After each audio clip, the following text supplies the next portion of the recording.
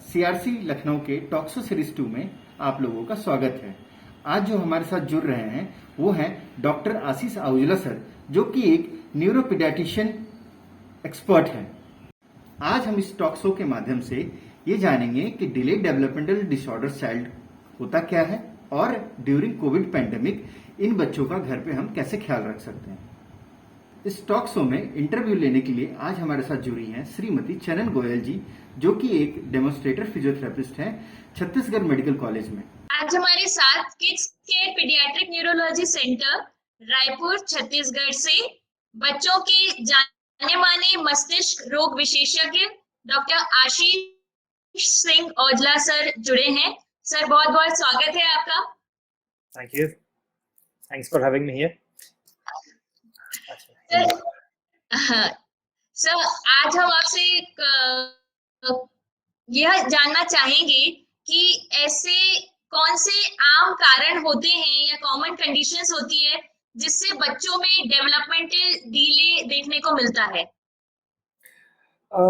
हिंदुस्तान में सबसे बड़ा कारण डेवलपमेंटल डिले का जो है वो है कि जब बच्चा पैदा हो रहा है, जब बच्चा पैदा होता है तो उस समय या उसके तुरंत पहले या उसके तुरंत बाद बच्चा सांस नहीं ले पाता और उसके मस्तिष्क में ऑक्सीजन की कमी हो जाती है, जिसके कारण डेवलपमेंटल डिले हो सकता है।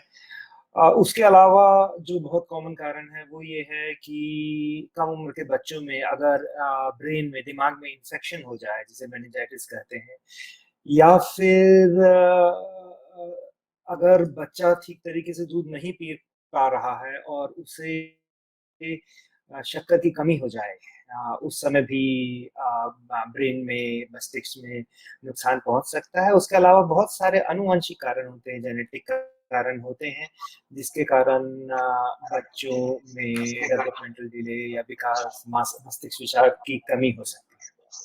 जी सर ऐसे कौन सी तरीके हैं जिनसे जल्दी ये पहचाना जा सकता है कि बच्चे में डेवलपमेंटल डिले है या उसका जो विकास है उसकी जो गति है वो स्लो है, तो जल्द पता लगाने के कौन से तरीके हैं? सबसे पहले तो हिस्ट्री, अगर जो मैंने आपको चीज बताई कि अगर कोई बच्चे को जन्म होते समय परेशानी आई थी, या वो रोया नहीं था, या उसको बच्चे को डॉक्टर की जरूरत पड़ी थी, उस समय बच्चे को भर्ती कराना पड़ा था, या फिर उस बच्चे को छोटी उम्र पे झटके आए थे या मस्तिष्क ज्वर हुआ था, तो सबसे पहले तो अगर ऐसी हिस्ट्री है, अगर ऐसा हमारे पास, हमें पता है कि ऐसा उस बच्चे के साथ हुआ है, तो इस बच्चे में होने के ज्यादा चांस है, तो इसे हमें ज्यादा अच्छी तरह देखना चाहिए। इसके अलावा जो सबसे जरूरी चीज ये है वो ये रहती है कि हर बच्चा अपने सारे चीजें जो सीखता है वो एक उम्र पे सीखता है, और अगर वो उम्र पे वो काम नहीं कर रहा, जैसे बच्चा अराउंड 2 महीने की उम्र पे अच्छी तरह गर्दन संभाल लेता है, 4 महीने की उम्र में बच्चा पलट लेता है, 6 से 7 महीने की उम्र में बच्चा बैठ जाता है, 1 से 14 महीने की बच्चे पे बच्चा चलना शुरू कर देता है, 1 साल में बोलना शुरू कर देता है। तो अगर ये सब किसी भी चीज में अगर आपको लग रहा है कि आपका बच्चा नहीं कर रहा है, तो आप अपने बच्चों के विशेषज्ञ से मिलिए। और उसके अलावा जब भी आप बच्चे को टीका कराने लेके जा रहे हैं या अपने डॉक्टर के पास लेके जा रहे हैं, तो अपने डॉक्टर से एक बार जरूर पूछें कि हमारा बच्चा ये कर रहा है, ये ठीक है क्या, या क्या ये अपनी उम्र के हिसाब से विकसित हो रहा है कि नहीं। जी सर अगर बच्चे में ऐसा देखने को मिलता है कि वो अपने सही समय पर जो उसे अचीव करना चाहिए उसकी विकास दर धीरे है, तो ऐसी स्थिति में क्या क्या आगे करना चाहिए माँ बाप को? सबसे पहले तो हमें ये पता लगाने की जरूरत है कि क्या ये जो अपन जो सोच रहे हैं कि विकास दर धीरे है, ये क्या सही में पीछे है या हमें सिर्फ लग रहा है। क्योंकि कई बार क्या होता है कि हम बहुत ज्यादा ध्यान देना शुरू कर देते हैं और बच्चा एक मशीन नहीं होता। बच्चा कुछ बच्चे थोड़ा जल्दी बैठना शुरू करते हैं, कुछ बच्चे थोड़ा लेट बैठना शुरू करते हैं, कुछ बच्चों में बोलना थोड़ा लेट आता है। तो ज़रूरी ये है कि हम अपने विशेषज्ञ से मिलें और उनसे ये सलाह लें कि हमें इस चीज़ में परेशानी दिख रही है या हमारा बच्चा पीछे है। तो क्या ये बच्चा सही में पीछे है? क्योंकि जब हम हमारा विकास होता है, तो हमारा विकास एक तरीके से नहीं होता है। हमारा विकास अलग-अलग चीज़ों में होता है। जैसे ग्रॉस मोटर कि बच्चा कब बैठ रहा है, चल रहा है। फाइन मोटर कि बच्चे ने अपनी चीज़ों को कब पकड़ना सीखा। छोटे-छोटे एक हाथ से दूसरे हाथ पे बच्चा अपना खिलौना कब ट्रांसफ़र कर रहा है। बोलना कब शुरू कर रहा है। उसका देख देख पा रहा है कि नहीं अपनी उम्र के हिसाब से, और वो सोशल वो कितना है दूसरे जब आप बच्चे के पास जाते हैं तो बच्चा कैसे रिएक्ट करता है।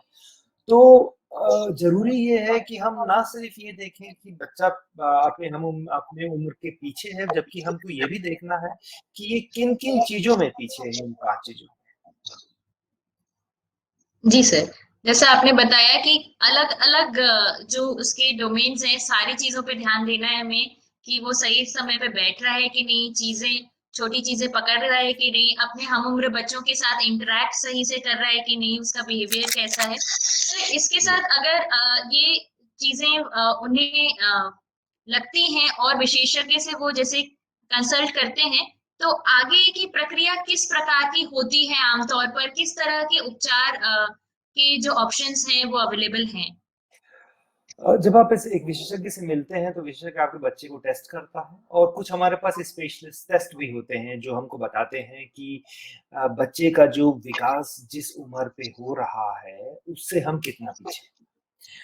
तो एक तो वो किया जाता है। दूसरी चीज ये जरूरी है, अगर किसी कारण से हमें लग रहा है कि ब्रेन डैमेज हुआ है किसी भी कारण से, तो हम ये देखें कि कितना डैमेज है। वो उसके लिए आपको स्कैन कराना पड़ेगा, आपको एमआरआई स्कैन कराना पड़ेगा बच्चे का। अगर ये अनुवांशिक है, चूंकि अनुवांशिक जो चीजें जो रहती है, कुछ दिखती है कुछ नहीं दिखती, तो हमें उसके बारे में पता होना बहुत जरूरी है। तो अनुवांशिक टेस्ट भी करवाए जाते हैं जो आजकल हिंदुस्तान में बहुत इजीली अवेलेबल हो गए हैं। एक बारी जब आपको समझ में आ जाता है कि हाँ, इस बच्चे का विकास में प्रॉब्लम है, तो जैसा आपने बताया कि अलग-अलग डोमेन्स होते हैं, ग्रॉस मोटर, फाइन मोटर, उसमें हमको देखना होता है कि बच्चा किस चीज में पीछे है। इम्पोर्टेंट ये है, जरूरी ये है कि अगर बच्चे के मानसिक विकास में कमी है, तो ये किसी एक व्यक्ति से ठीक नहीं हो सकती है। It's a team effort. ठीक है? तो हमारे पास एक टीम होती है जिसमें डेवलपमेंटल पीडियाट्रिशियन होता है, न्यूरोलॉजिस्ट हो सकते हैं, फिजियोथेरेपिस्ट होते हैं, ऑक्यूपेशनल थेरेपिस्ट होते हैं, स्पीच थेरेपिस्ट होते हैं, साइकोलॉजिस्ट होते हैं। तो ये सब मिलके इस बच्चे में एक प्लान बनाया जाता है कि इस बच्चे में क्या प्रॉब्लम और इसको हम किस तरीके से ठीक कर सकते हैं। जी सर।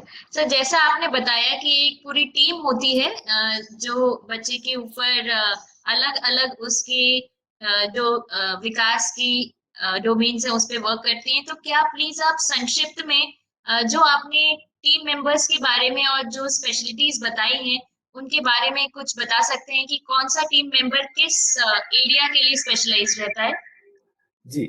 सबसे पहले तो जैसा मैंने आपको डॉक्टर्स के बारे में बता ही दिया कि पहले डॉक्टर आपको जो है वो पहले असेस करेंगे, ठीक है? और मेन काम जो हमारा रहता है वो ये रहता है कि हम दवाई देते हैं। हम इस बच्चे के ओवरऑल ग्रोथ पे नज़र रखते हैं, ठीक है? अगर कोई परेशानी होती है तो उसको हम दूर करते हैं, और उसके बाद हम प्लान बनाते हैं। तो जो हमारी जो टीम होती है उसमें साइकोलॉजिस्ट होते हैं। साइकोलॉजिस्ट का काम होता है ये देखना कि बच्चा कितने पीछे है। उसके कुछ टेस्ट होते हैं विकास के, ये पता करने के लिए कि एग्ज़ैक्टली वो बच्चा कितना पीछे है। उसके बाद थेरेपिस्ट आते हैं। तो सबसे जो ज़रूरी थेरेपिस्ट जो होता है, सबसे पहले जो आता है, वो होता है फिजियोथेरेपिस्ट। फिजियोथेरेपिस्ट का काम होता है ग्रॉस मोटर पे, मेनली ग्रॉस मोटर पे वर्क करना, यानी कि अगर बच्चा गर्दन नहीं संभाल पा रहा है, बैठ नहीं पा रहा है, खड़ा नहीं हो पा रहा है, चल नहीं पा रहा है, तो हम हमारे जो फिजियोथेरेपिस्ट होते हैं वो स्पेशल टेक्निक्स होती हैं लाइक सेंसरी इंटीग्रेशन, एनडीटी, तो उसकी उसको इस्तेमाल करके इस बच्चे का जो ग्रॉस मोटर है उस पे वर्क करते हैं। उसके बाद जो आता है, अगर बच्चे के सुनने में प्रॉब्लम होती है तो स्पीच थेरेपिस्ट काम काम में आता है। लेकिन जैसा मैंने बोला, ये एक लाइन से चलता है। अराउंड स्पीच थेरेपी हम अराउंड 1.5 से 2 साल के बाद ही देते हैं, जब बच्चा थोड़ा समझना शुरू हो जाता है, बैठना शुरू हो जाता है।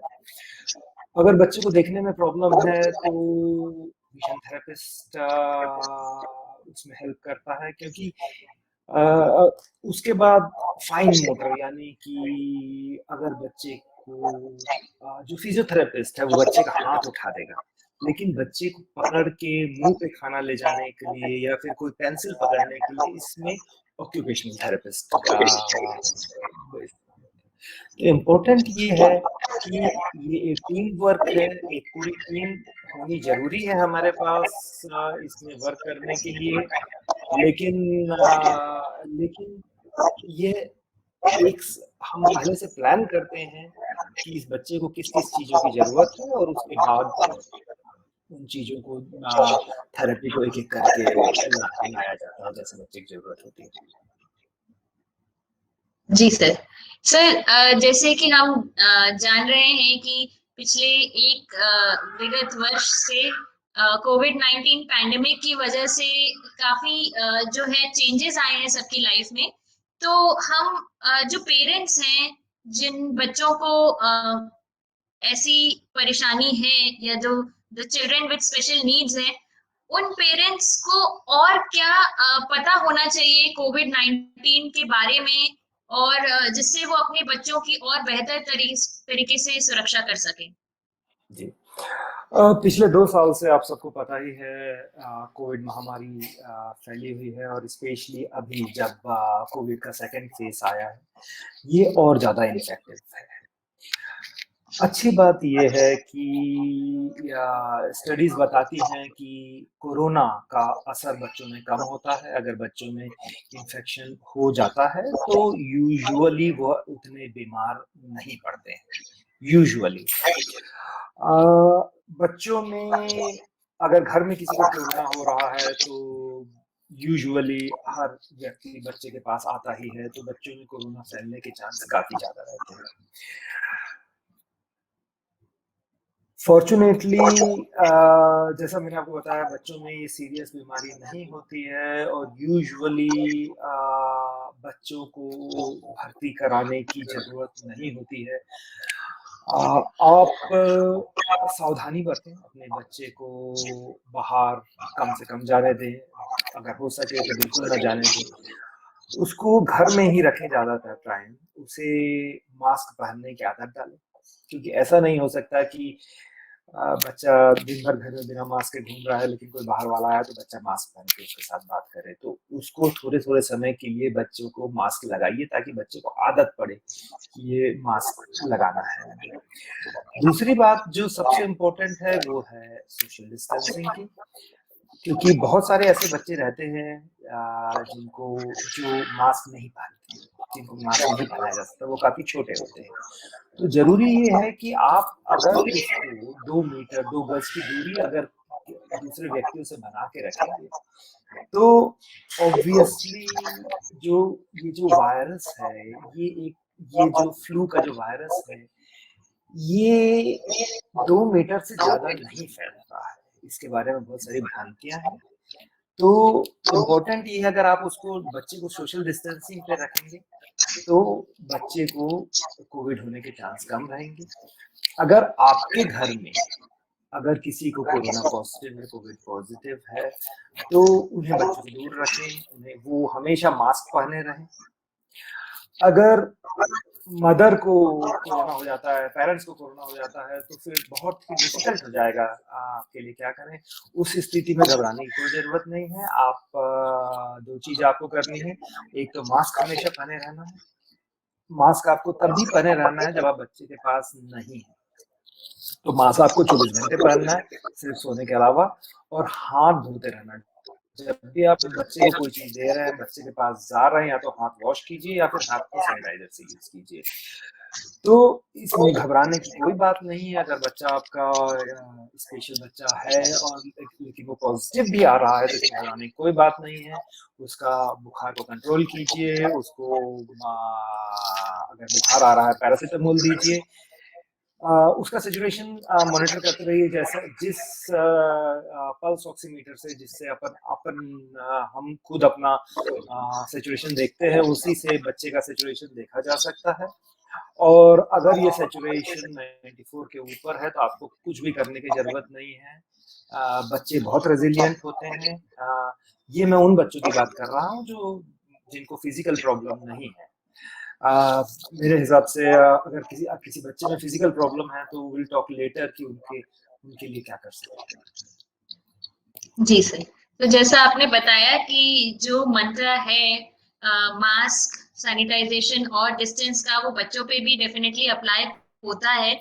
और हमें बच्चों को कहीं ना कहीं, भले ही छोटे बच्चे हों, उनको मास्क पहनना जो है उसकी आदत डलाना शुरू करना चाहिए, ताकि जिस समय भी वो किसी बाहरी व्यक्ति के संपर्क में आए, उनके मास्क पहनने की आदत जो है उन्हें बचा के रख पाए। तो जैसा आपने बताया सर कि आम तौर पर तो बच्चों में संक्रमण बहुत ज्यादा सीवियर नहीं होता है, लेकिन ऐसे कौन से बच्चे हो सकते हैं जिनमें इसका रिस्क जो है सीवियर इलनेस का ज्यादा हो जाए, जिनमें हमें एक्स्ट्रा प्रिकॉशंस रखने पड़े? तो ऐसे कौन से एट रिस्क बच्चे होते हैं सर? ऐसे बच्चे वो हैं जिनको सेरेब्रल पाल्सी है, specially quadriplegic cerebral palsy. Quadriplegic का मतलब है कि जो बच्चे चल नहीं पाते हैं। होता क्या है कि इन बच्चों में जब जब ये बच्चे चल नहीं पाते, इन बच्चों की मसल वीक होती है। इनमें रेस्पिरेटरी एक्सकर्शन, यानी कि जो जब हम सांस लेते हैं तो हम कितनी हवा अंदर लेते हैं, वो इनमें थोड़ी कम होती है। इनमें बहुत सारे बच्चों में चेस्ट वॉल, जो अगर थोड़े थोड़े बड़े बच्चे जो होते हैं सेरेब्रल पाल्सी के, उनमें चेस्ट वॉल डिफॉर्मिटी हो सकती है, उनको स्कोलियोसिस यानी कि रीढ़ की हड्डी भी टेढ़ी हो सकती है। तो उसके कारण ये बच्चे अच्छी तरह सांस नहीं ले पाते हैं।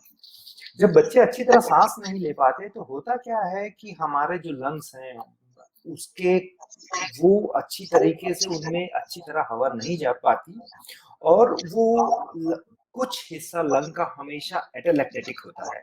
एटेलेक्टेटिक मतलब वहां हवा न जाने के कारण वह जो हिस्सा जो रहता है वो दब जाता है। तो ऐसे हिस्से में ना तो खून अच्छी तरह पहुंच पाता है, ना ही हवा अच्छी तरह पहुंच पाती है। तो अगर इन बच्चों में कोरोना हो गया तो चूंकि आपका लंग पहले, आपकी जो कैपेसिटी जो है सांस लेने की वो पहले ही कम है, और चूंकि आप ज्यादा अपने चेस्ट वॉल को मूव नहीं कर पा रहे हैं, जब आप खांसते हैं तो आप यूजुअली नॉर्मल जो व्यक्ति जो बलगम निकाल पाता है, वो इन बच्चों की बलगम भी नहीं निकल पाती। तो इनका जो कफ जो होता है वो भी इफेक्टिव नहीं होता है। तो इस कारण इन बच्चों में इन्फेक्शन होने का या सीवियर कोरोना होने का चांस ज्यादा रहता है। उसके अलावा कुछ बच्चे जिनको हम दवाइयाँ देते हैं, और वो दवाइयाँ कभी कभी स्टेरॉइड हो सकती है, या फिर ऐसी दवाइयाँ हो सकती हैं जो आपके बीमारी से लड़ने की जो शक्ति जो है उसको कम करती है। ठीक है, तो ये दवाइयाँ इसलिए दी जाती है कि बच्चे को जो प्रॉब्लम है उसके लिए हम वो दवाई दे रहे हैं। लेकिन कोरोना जब इन बच्चों को होता है जिनका बच्चों का रोग प्रतिरोधक क्षमता कम होती है, तो इनको ज्यादा सीवियर इन्फेक्शन हो सकता है। जी सर। सर आपने जिस तरह बताया कि जो बच्चे जो जिन बच्चों में मूवमेंट कम होता है, जो सही तरह से बैठ या चल नहीं पाते हैं, उनकी एक स्थिति में रहने की वजह से उनके लंग्स पहले से ही, उनकी फेफड़ों की जो क्षमता है, कैपेसिटी है, वो कम रहती है। तो जी। ऐसे बच्चों में कोविड ज्यादा अपना सीवियर रूप दिखा सकता है, इसलिए हमें ज्यादा सावधान रहने की जरूरत है। साथ ही जिन बच्चों को ऐसी दवाई दूसरे किसी रोग के लिए दी जा रही है जिससे रोग प्रतिरोधक क्षमता कम होती हो, तो ऐसे बच्चे भी क्योंकि उनकी इम्यूनिटी उतनी स्ट्रांग नहीं रहती, जल्दी कोविड संक्रमण के चपेट में आ सकते हैं। सर, ये जो सीवियर इन्फेक्शन है वो शुरुआती दौर में कुछ पहले जो सिम्टम्स आते हैं उससे शुरू होता होगा, तो कैसे हम शुरुआत में ही ये डिटेक्ट कर सकते हैं?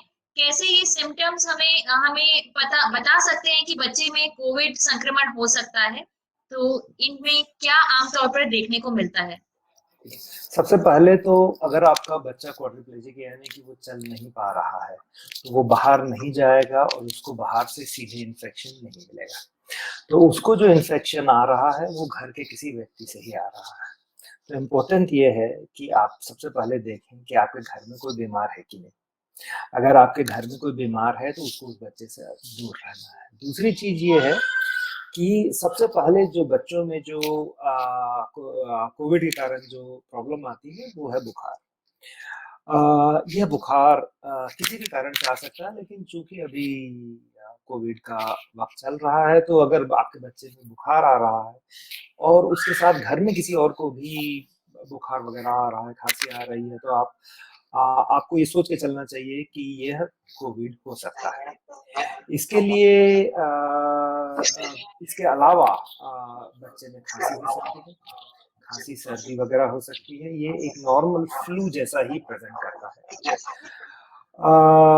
अगर आपके बच्चे में सांस लेने में तकलीफ है, तो उसके लिए जो आपको जो देखना है वो ये रहता है कि हमारे जो नथुने होते हैं वो फूलने लगते हैं जब हम सांस लेते हैं।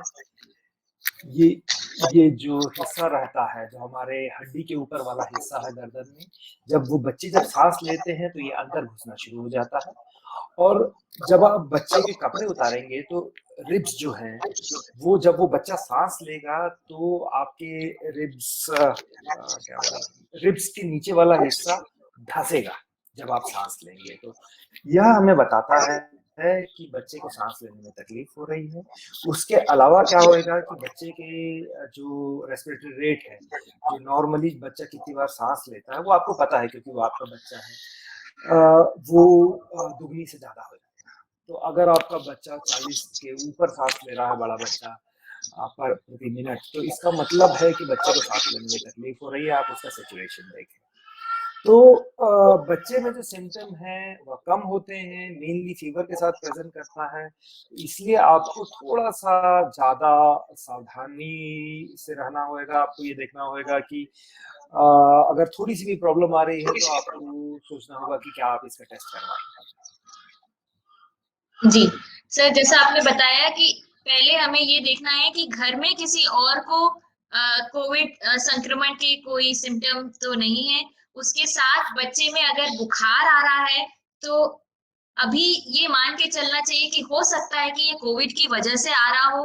दूसरा, अगर बच्चे को सांस लेने में तकलीफ हो रही है, उसके नथुने फूल रहे हैं या उसके चेस्ट में जो है वो गड्ढे पड़ रहे हैं, सांस लेते समय रिब्स के नीचे जो है वो अंदर की तरफ जा रहा है, या फिर अगर उनका जो रेट है, जो जिस गति से वो सांस लेते हैं वो बढ़ जाए, तो फिर हमें ये आशंका करनी चाहिए कि बच्चे के लिए टेस्ट कराएं और विशेषज्ञ से संपर्क करें।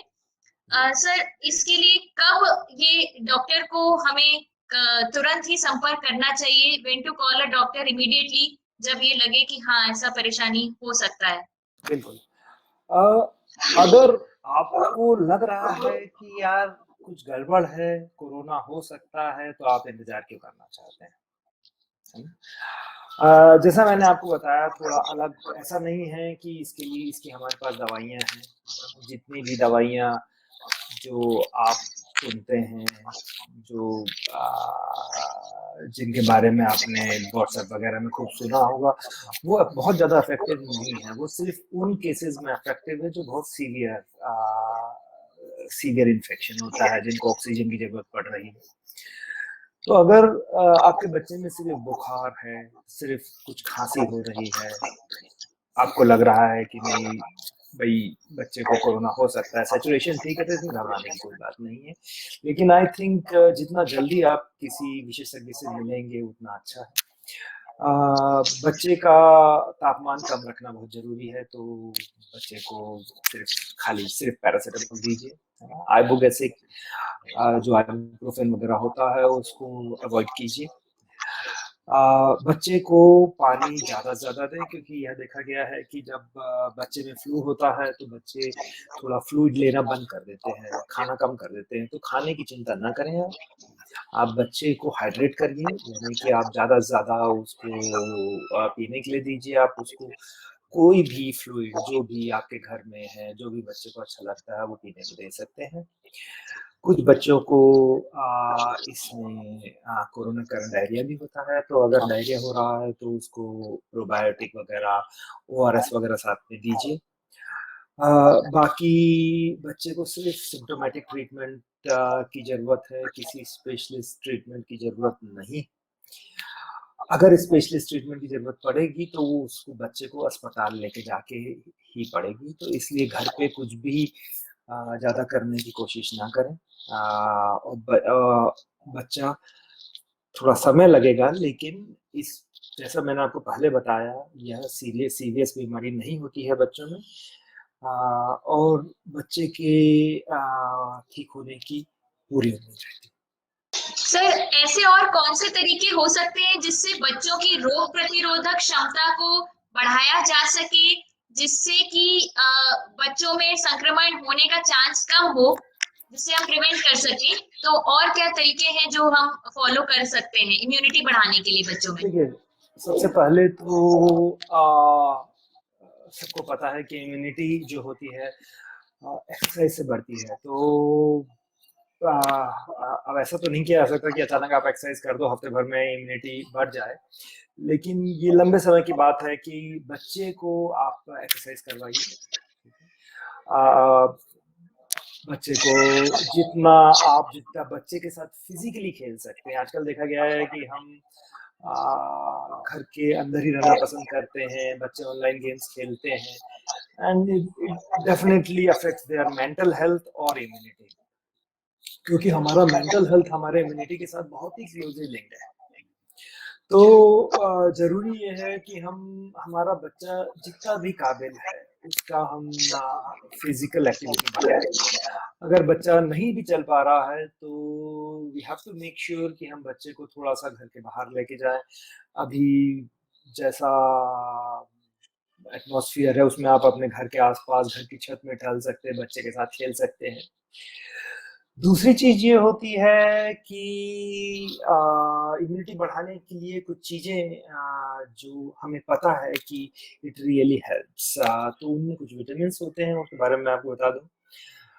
एक तो विटामिन जो देखा गया है which is very very closely linked to immunity and specially flu, जो कोरोना है वो फ्लू है, दैट इज विटामिन सी। हम कई सालों से फ्लू में विटामिन सी यूज करते आ रहे हैं। और विटामिन सी जो होता है वो हमारा जो एपिथेलियल होता है, जो यानी कि जो हमारे सांस की नली के अंदर की जो लाइन होती है उसको इंटीग्रेट रखने के लिए विटामिन सी बहुत जरूरी होता है। तो और कुछ बच्चों में जिनमें सर्बल पाल्सी है उनका खाना बहुत लिमिटेड होता है, तो बहुत बार देखा गया है कि विटामिन सी की कमी हो जाती है इन बच्चों में। विटामिन सी सिट्रस फ्रूट्स जो लाइक नींबू, हरी पत्तेदार सब्जी, संतरे, संतरा, पाइनएप्पल। इस तरीके की, जी हाँ, इस तरीके की चीजों में पाया जाता है। और अगर आपको लगता है कि आपका बच्चा थोड़ा सा अगर फ्रूट्स नहीं खा पाता तो हम बीच बीच में विटामिन सी का सप्लीमेंट कर सकते हैं, बहुत इजीली अवेलेबल है। उसके अलावा जो विटामिन पिछले कई सालों में देखा गया है कि कोई भी आपको शरीर में प्रॉब्लम हो उसके साथ एक विटामिन हमेशा एसोसिएटेड रहता है, दैट इज विटामिन डी। हम अक्सर ये विटामिन डी उन बच्चों में जिनमें सेरेब्रल पाल्सी है, उन बच्चों में हम विटामिन डी हमेशा ऊपर बढ़ा के रखते हैं। अगर आपके बच्चे को विटामिन डी का सप्लीमेंटेशन नहीं मिल रहा है तो कृपया विटामिन डी दीजिए। विटामिन डी अनफॉर्चुनेटली चूंकि हिंदुस्तान में बहुत सारे लोग वेजिटेरियन हैं, तो विटामिन डी की डेफिशिएंसी होना, अराउंड 2/3 बच्चों में विटामिन डी की डेफिशिएंसी होती है। तो विटामिन डी आप दे सकते हैं। विटामिन B12 ये भी हमारी इम्यूनिटी के काम में आता है। उसके अलावा 2 मिनरल्स हैं, वन इज आयरन। अगर आपका अभी एक स्टडी भी आई थी कि अगर पुरुषों में हीमोग्लोबिन 14 के कम और महिलाओं में अगर 12 के नीचे है, तो आपको सीवियर कोविड होने के चांस ज्यादा रहते हैं। तो same thing goes with children. तो हम अपने शरीर में आयरन की मात्रा ज्यादा बढ़ा के रखें। उसके अलावा जो खासकर कोविड में देखा गया है, zinc supplement is very important. और अगर आपके बच्चे में जिंक का अगर आप सप्लीमेंट देते हैं, इसमें कोई हानि नहीं है सप्लीमेंट देने में। तो इन बच्चों में 20 मिलीग्राम जिंक की आप सिरप दे सकते हैं इनकी इम्यूनिटी बढ़ाने के लिए। जी सर, लूज मोशंस के बाद भी जिंक बच्चों में आमतौर पर दिया जाता है डायरिया के। एग्जैक्टली 14 डेज के लिए दिया जाता है। लेकिन अगर आप इम्यूनिटी बढ़ाने के लिए अगर कर रहे हैं, तो हमारा एडवाइस है कि आप एटलीस्ट 2 महीने के लिए लीजिए।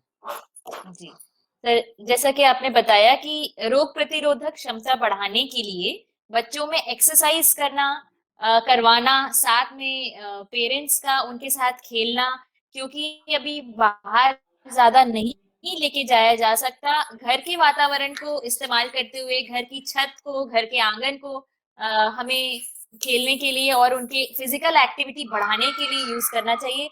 साथ ही खाने पीने में स्पेशली जो विटामिन सी रिच खट्टे फल और सब्जियां होती हैं, और विटामिन डी, जैसा कि सर ने बताया, ये हेल्पफुल रहते हैं इम्यूनिटी के लिए। प्लस जो मिनरल्स हैं, जिसमें आयरन, जो बहुत कॉमनली सर एनीमिया बहुत कॉमन देखने को मिलता है बच्चे और लेडीज में, तो वो आयरन की जो मात्रा है वो भरपूर रहनी चाहिए खाने में, हरे पत्तेदार सब्जियों के साथ। और जिंक जो है वो इसमें कोविड में बहुत प्रोटेक्टिव रोल प्ले करता है।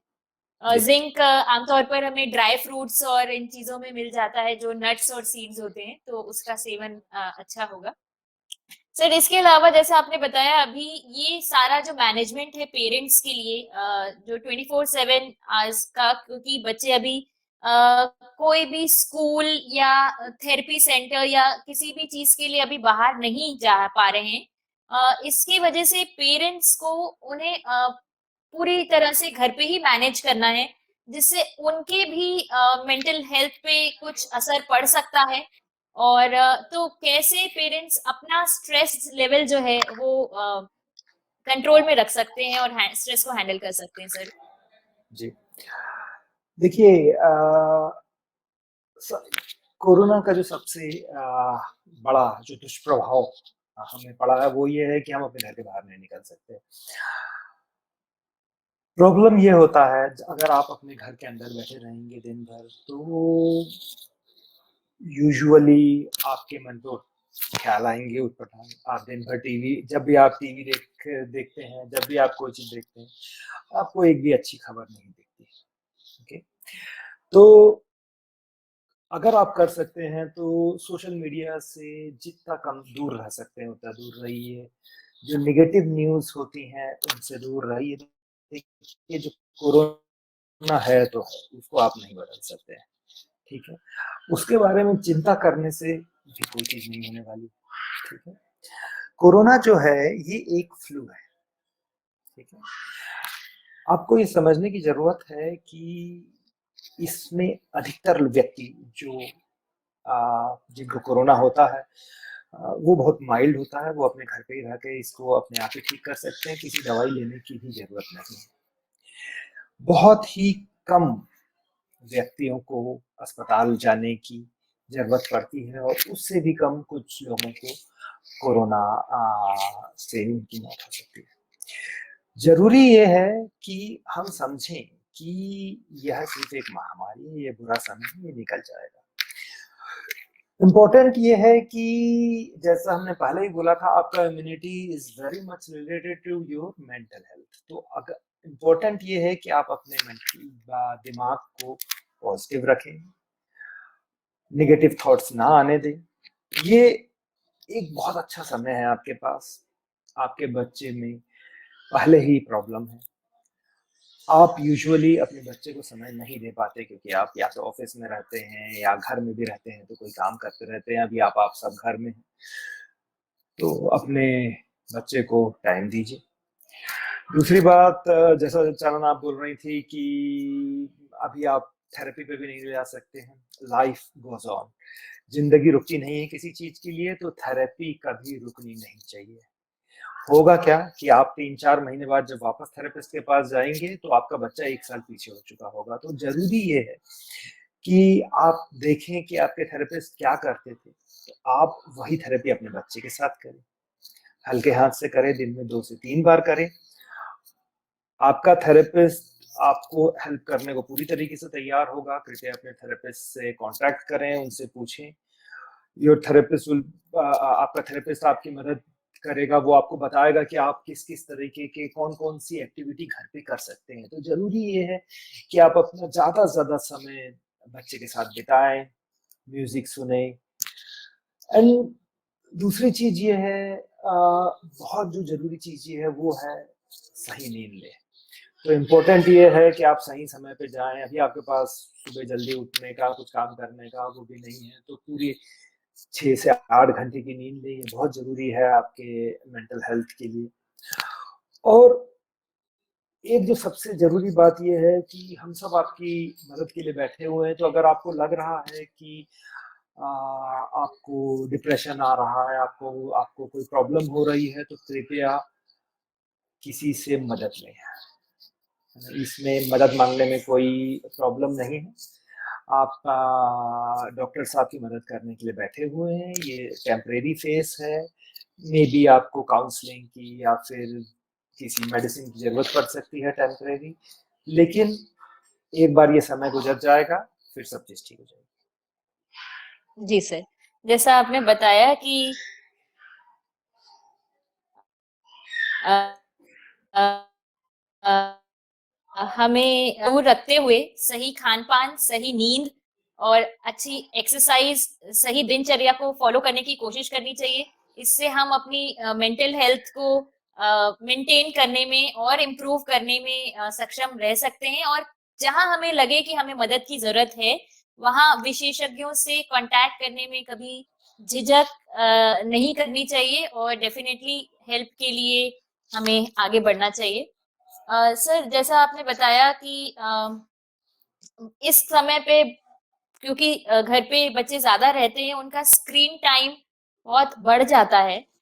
वो काफ़ी देर अपना जो है टीवी के सामने या मोबाइल पे जो है वीडियोज़ देखते हुए बिताते हैं। तो इसमें हम बच्चों को कैसे दूसरी तरह से एंगेज कर सकते हैं और प्रोडक्टिवली टेक्नोलॉजी को यूज़ कर सकते हैं सर? सबसे पहले तो बच्चे वो करते हैं जो वो देखते हैं। तो सबसे जरूरी चीज ये है कि आप लोग थोड़ा फोन से दूर हटिए। यह एक बीमारी है, न सिर्फ बच्चों के लिए, ये आपके लिए भी है। तो अगर आप लोग कम फोन का इस्तेमाल करेंगे, कम टीवी के सामने बैठेंगे, तो बच्चा भी कम करेगा। हमारे हिसाब से छोटे बच्चों को मोबाइल तो देना ही नहीं चाहिए। स्पेशली अगर आपके बच्चे में कोई फिजिकल प्रॉब्लम है, वो लगातार बैठा रहता है, लगातार वो ज़्यादा मूव नहीं कर पाता है, या समझ की कमी है, तो वो बच्चा समझ नहीं पाएगा कि उसको कितना समय व्यतीत करना है टीवी के सामने, और वो दिन भर यही करता रहेगा। तो इम्पोर्टेंट ये है कि आप मोबाइल अगर अगर कर सकते हैं तो ना दें। टीवी बच्चा देख सकता है, लेकिन टीवी का टाइम निर्धारित करें। टीवी का टाइम आप डिवाइड कीजिए दिन में 2 बारी, और 2 बार बच्चा देख सकता है। और जो प्रोग्राम है वो बच्चा खुद जो जो जो प्रोग्राम देखना चाहता है उस समय बच्चे को टीवी दीजिए। आप ये कर सकते हैं कि आप बच्चे के साथ ज़्यादा इंटरैक्टिव गेम्स खेलें, खुद जो कर सकते हैं। अ, बच्चे को कुछ प्रोडक्टिव एक्टिविटी में लगवाइए, जैसे कोई गेम्स खेलना, बच्चे को जब आप घर में कोई काम कर रहे हैं तो बच्चे को भी दीजिए। इससे ना सिर्फ बच्चे का समय व्यतीत होएगा, बल्कि बच्चे को ऐसा लगेगा कि yes he is important member, वो फैमिली का एक इम्पोर्टेंट मेंबर है। तो अगर आप घर में सफाई कर रहे हैं तो बच्चे को भी काम दीजिए। घर में अगर आप खाना बना रहे हैं तो बच्चे की भी थोड़ी हेल्प लीजिए कि चलो भाई तुम टेबल लगा दो, पानी भर दो। इस तरीके की छोटी छोटी चीजें बहुत जरूरी होती हैं कि बच्चा भी एंगेज रहे। तीसरी चीज ये है कि उठने का सोने का टाइम निर्धारित करें, ज्यादा लेट तक ना सोएं। सुबह अभी तो आप आराम से उठ सकते हैं, सुबह उठ के एडल्ट्स को भी, पेरेंट्स को भी अगर आप कुछ समय एक्सरसाइज कर सकें, दैट नॉट ओनली फिजिकली, आपके मेंटल हेल्थ के लिए भी काफी अच्छा रहेगा।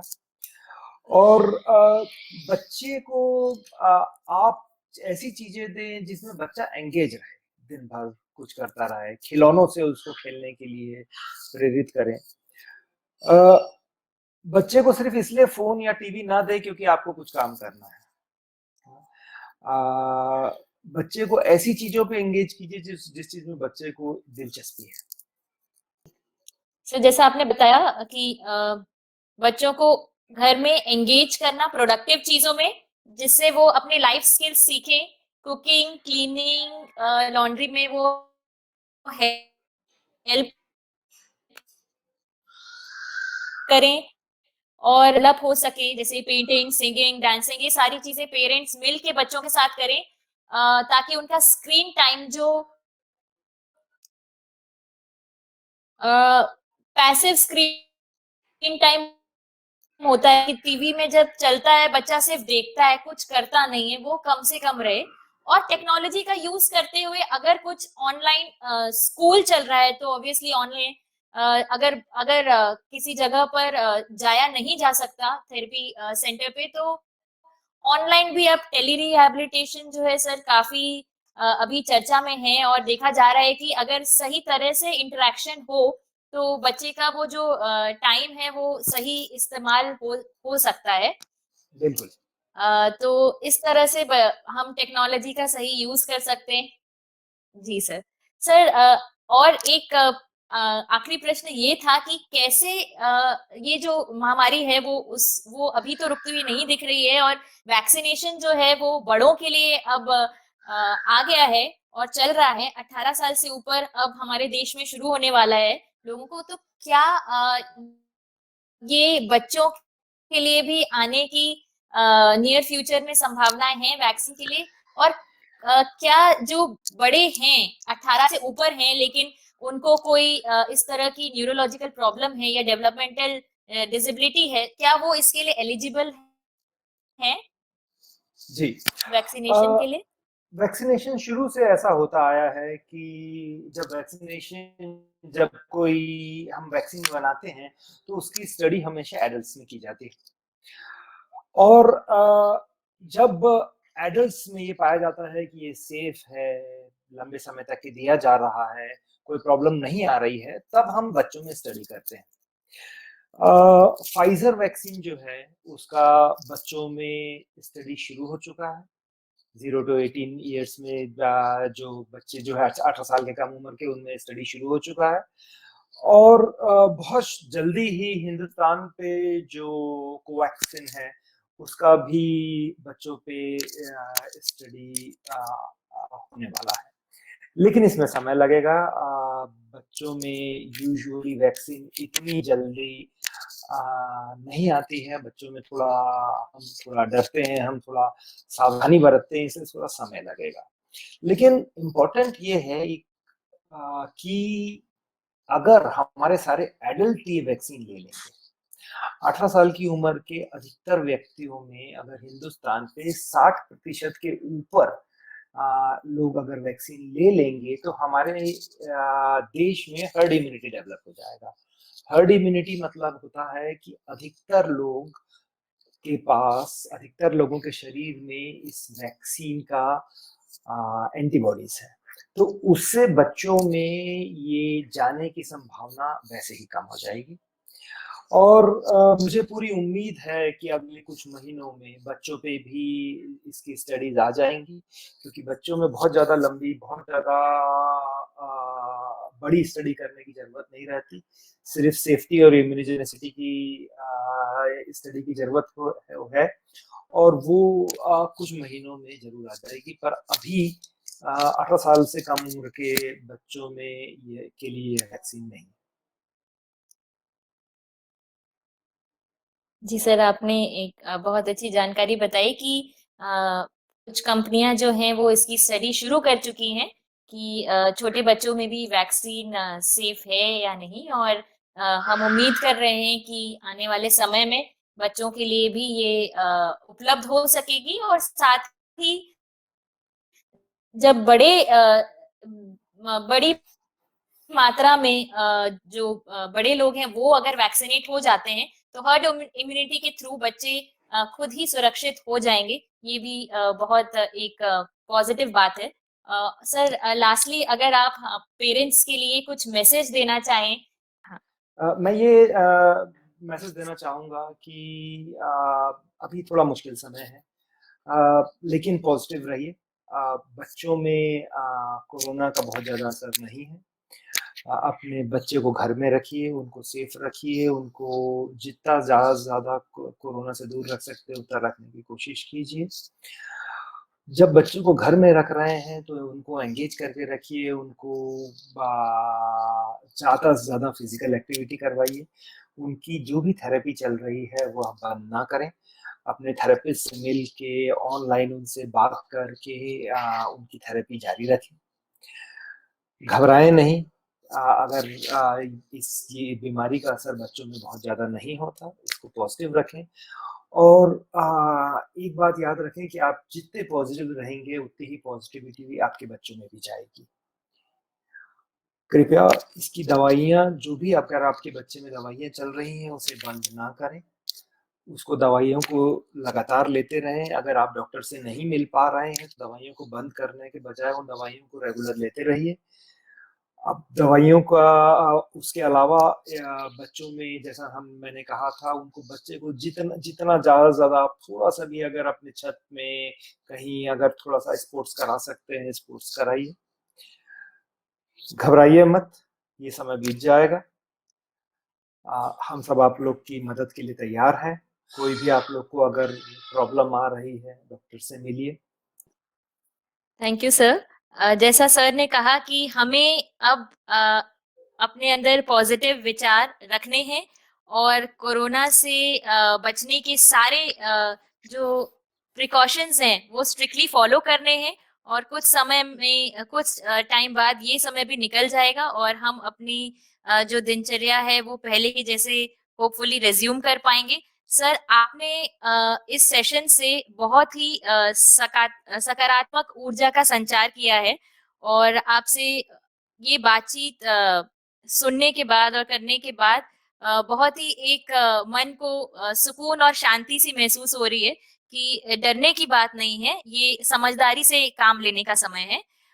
Thank you very much sir. आगे आपसे इसी तरह से मार्गदर्शन लेते रहें, ऐसी हम उम्मीद करते हैं। Thank you. इस टॉक शो से संबंधित अगर आपका कोई भी प्रश्न है तो कमेंट बॉक्स में आप अपने प्रश्न को डाल सकते हैं। आप लोगों से ये भी अनुरोध है कि इस वीडियो को ज़्यादा से ज़्यादा अपने फ्रेंड और सोसाइटीज़ में शेयर करें ताकि लोग डिलेड डेवलपमेंटल चिल्ड्रंस के बारे में जानकारी प्राप्त कर सकें।